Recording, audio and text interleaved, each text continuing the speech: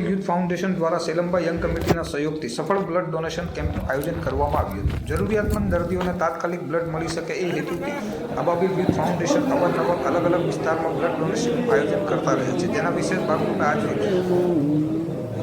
Selamba મદ્રેસા compound ખાતે વિશાળ blood donation કેમ્પનું આયોજન કરવામાં આવ્યું હતું, જેમાં આસપાસના ગામના યુવાનોએ બ્લડ ડોનેટ કરી બ્લડ ડોનેશન કાર્યક્રમને સફળ બનાવ્યો।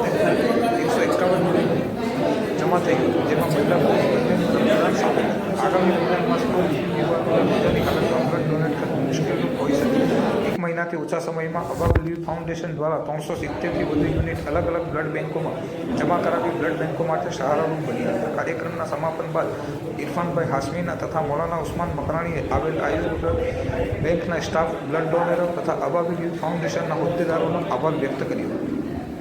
અલ્હમ્દુલિલ્લાહ આજ રોજ તારીખ 15 ફેબ્રુઆરી 2024ના રોજ સેલંબા એકતા કમિટી અને અબાબિલ યુથ ફાઉન્ડેશન તરફથી બ્લડ ડોનેશન કેમ્પ યોજાયો હતો સેલંબા મદ્રેસા કમ્પાઉન્ડમાં, જેમાં અલ્હમ્દુલિલ્લાહ 151 લોકોએ બ્લડ ડોનેટ કર્યું। આજે આવનારા બ્લડ ડોનેટ કરવા આવનાર દરેકનું હું દિલથી સ્વાગત કરું છું અને અમારા આ જે સાથીદારો અબાબિલ ગ્રુપ તરફથી જે આવેલા છે અને જે અમને મદદ કરી અને જે અમને સાથ સહકાર આપ્યો એમનો પણ હું ઘણો આભારી છું અને આયુષ બ્લડ બેંકનો બી હું આભારી છું।